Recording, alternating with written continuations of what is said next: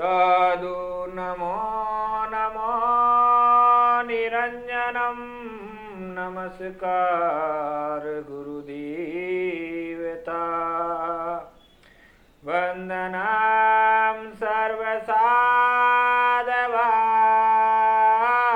परिणामं परंगत परब्रह्मा परापरं सोममदेव निरंजनं निराकार निर्बलं तस्साधुजीवन्दनम्।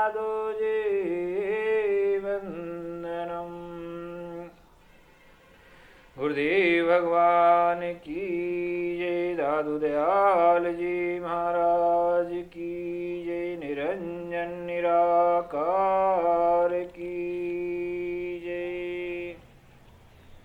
भक्तजनों, गुरुदेव दादू जी महाराज के चरणों में सर नवाते हुए हम गुरुदेव दादू जी महाराज की कथा में आगे बढ़ेंगे। आज हम गुरुदेव के शिष्य तोला बागड़ा के बारे में बात करेंगे। तोला बागड़ा जो गुरुदेव दादू जी महाराज का शिष्य हुआ, वह इतना महान था कि साक्षात भगवान श्री कृष्ण उनके पास आकर भोजन किया करते थे। तोला बागड़ा की भक्ति में इतने मग्न रहते थे कि वह परमात्मा के साक्षात दर्शन किया करते थे। जब भी भोजन का समय होता, भगवान श्री कृष्ण बाल रूप में पधारते और तोला बागड़ा के संग भोजन करते थे। जब उसने गुरुदेव दादू जी महाराज से आग्रह किया कि प्रभु आप मेरे गांव पधारिए, तब तोला बागड़ा के आग्रह पर दादू जी महाराज तोला बागड़ा के गांव पधार गए। तोला बागड़ा की कहानी ऐसी है कि भगवान श्री कृष्ण को वह सगुण साकार रूप में देखा करता था और जब भी भोजन किया करता था उस समय दो पातल लगाता था। एक पातल में स्वयं भोजन करता था और दूसरी पातल में भगवान श्री कृष्ण के लिए लगा देता था। वहीं जल पात्र भी रखता था और स्वयं भोजन करता और साथ में भगवान भी भोजन करते थे। लेकिन भगवान जब भोजन करते थे तो तोला बागड़ा तो दिखाई देता था, लेकिन भगवान किसी को नहीं दिखते थे। लेकिन उनका एक चमत्कार ये होता रहता था, जिस प्रकार प्राणी भोजन करता है वह ग्रास तो ग्रास भोजन कम होता जाता था, और जब भोजन खत्म हो जाता या किसी पात्र की कमी हो जाती तब तोला बागड़ा अपने साथियों से कहते कि भगवान को ये चीज परोसो, और वो भगवान को परस देते थे। भगवान प्रेम से उनका भोग लगाते रहते थे। ऐसी नित्य क्रिया चलती रहती थी और ये चमत्कार देखने के लिए जब भी तोला बागड़ा भोजन करते तो बहुत भक्त जन आ जाते थे। इस प्रकार तोला बागड़ा और भगवान का प्रेम चलता रहता था। तो तोला बागड़ा ने लोक लाज सब छोड़ दी थी, मान प्रतिष्ठा क्या होती है ये सब भूल गए थे। तोला बागड़ा को तो सिर्फ एक ही याद थी कि भगवान प्रभु मेरे अनन्य देव हैं और मैं उनका परम भक्त हूँ।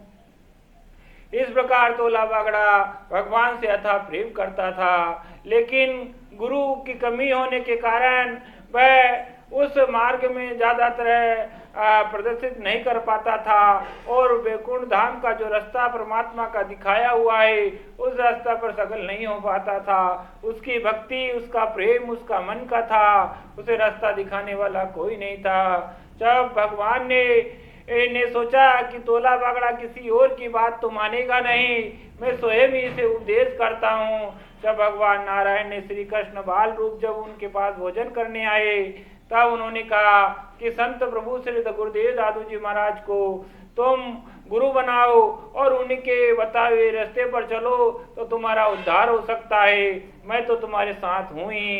इस प्रकार जब तोला बागड़ा को भगवान ने उपदेश दिया तब वह गुरुदेव दादू जी महाराज के पास गया और गुरुदेव दादू जी महाराज से प्रार्थना की, प्रभु मुझे अपना शिष्य स्वीकार कर लीजिए। तब गुरुदेव दादू जी महाराज ने ध्यान में देखा तो परमात्मा की आज्ञा निमित्त समझा, और आज्ञा निमित्त समझने के बाद उन्होंने उसको शिष्य स्वीकार कर लिया।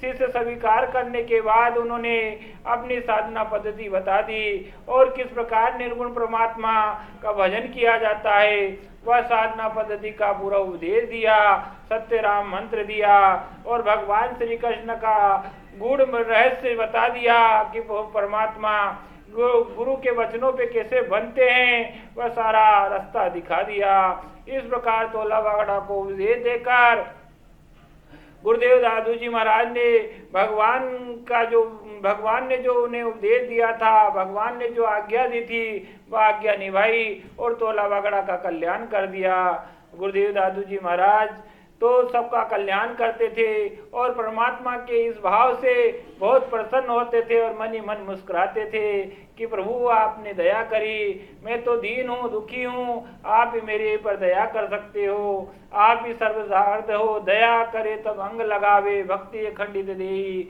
गुरुदेव दादू जी महाराज इस प्रकार उपदेश किया करते थे। फिर तोला बागड़ा ने गुरुदेव दादू जी महाराज के चरण पकड़ लिए। चरण पकड़ने के बाद में गुरुदेव दादू जी महाराज से विनती करी कि प्रभु आप मुझे कुछ उपदेश दीजिए और मुझे जीवन के उस रहस्य को बताइए जिस रास्ते पर मैं चलकर मेरे जीवन को उद्धार कर सकूं।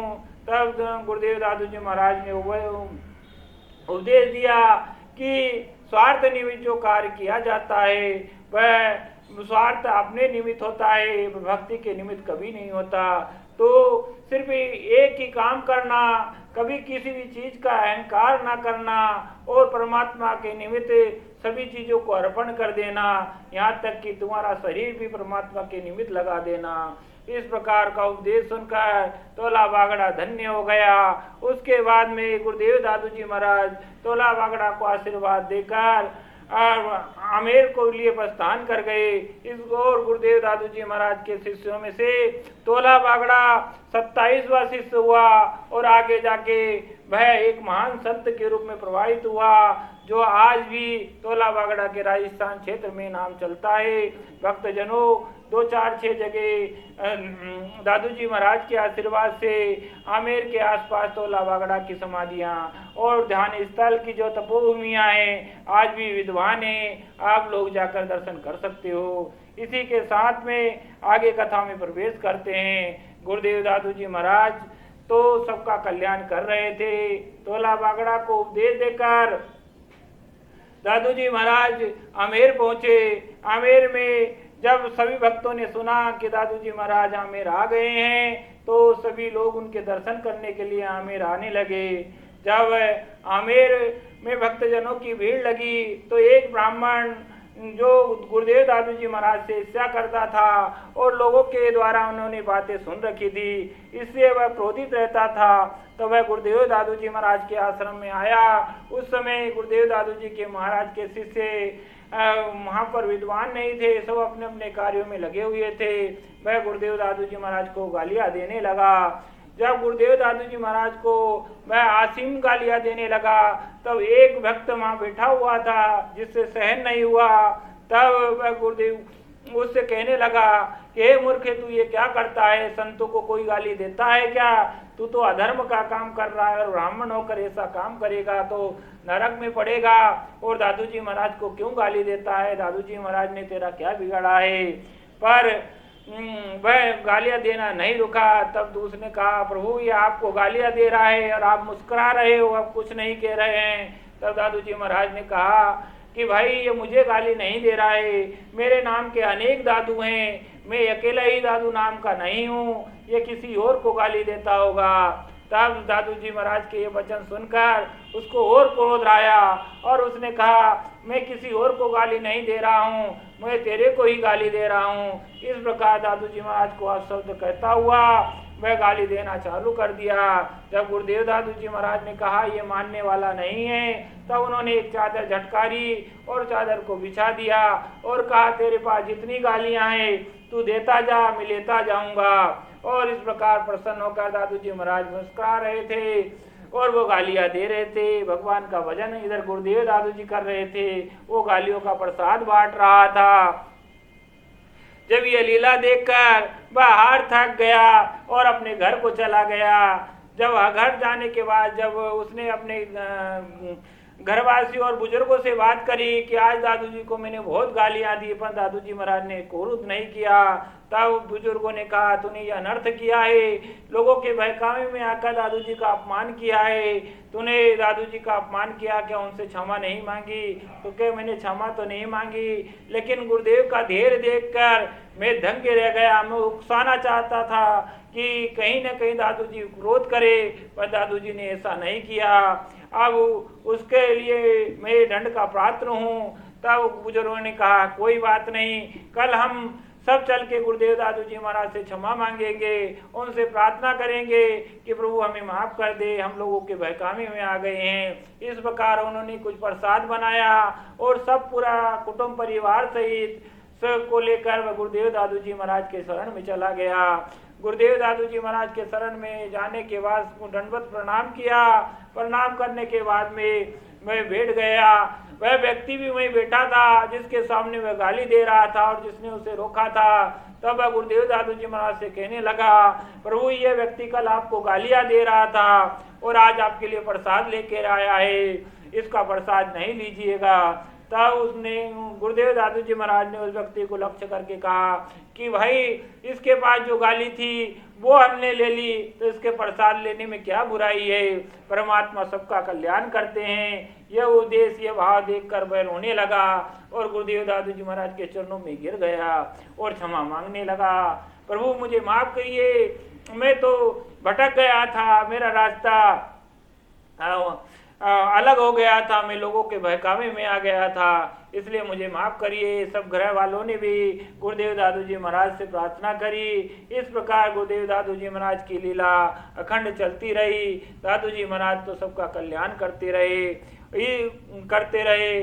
जब उसको क्षमा करने के बाद गुरुदेव दादू जी महाराज ने उन्हें संतुष्ट किया, उपदेश दिया और उपदेश देने के बाद में वो तो सब चले गए। वहीं आमेर में एक ब्राह्मण पुत्री रहती थी। उन्होंने सुना कि दादू जी की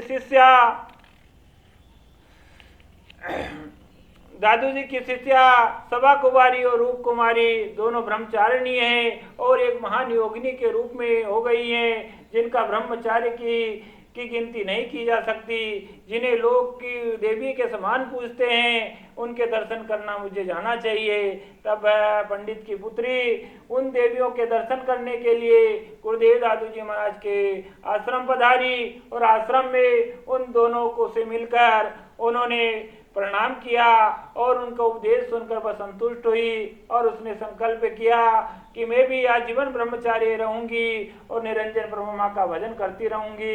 इस प्रकार दोनों के ने सभा कुमारी और रूप कुमारी दोनों के उपदेश सुनने के बाद वह गुरुदेव दादू जी महाराज के दर्शन करने पहुंची। जब दादू जी महाराज के दर्शन करने पहुंची तब दादू जी महाराज समझ गए कि इनके हृदय में प्रभु प्रायण हो गए हैं और परमात्मा विराजमान हो गए हैं, इनको उपदेश देना चाहिए।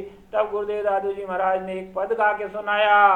वो पद इस प्रकार था, सहजे सहलिडी है तू निर्मल नैन निहारी, रूप अरूप निर्गुण अगुण में त्रिभुवन देव मुरारी, त्रिभुवन देव मुरारी। गुरुदेव दादू जी महाराज इस पद के माध्यम से कहते हैं, हे सहेली, परमात्मा हर भक्तों के पति हैं, तुम उस परमात्मा में ध्यान लगा और त्रिगुण त्रिपुरारी मुरारी जो परम भगवान है और भगवान के दर्शन करती रहे और सहज ही परमात्मा तुझे प्राप्त हो जाएंगे। इसी के साथ गुरुदेव दादू जी महाराज की ये कथा यहीं विराम देते हैं। आगे वो कथा भाग में चलती रहेगी। आप लोग ज़्यादा से ज़्यादा सुने, लाइक सब्सक्राइब कमेंट करना ना भूले और मैं आपसे विदा लेता हूँ। इसी के साथ में सेवक की रक्षा करे, सेवक के प्रतिपाल, सेवक की बाहर चढ़े गुरु दादू दीन दयाल। दादू राम सत्य राम, सत्य राम धुरा दा कहता दारिद्र मिटे दुखता दुख जाए दादू दादू जो रटे आ भागवत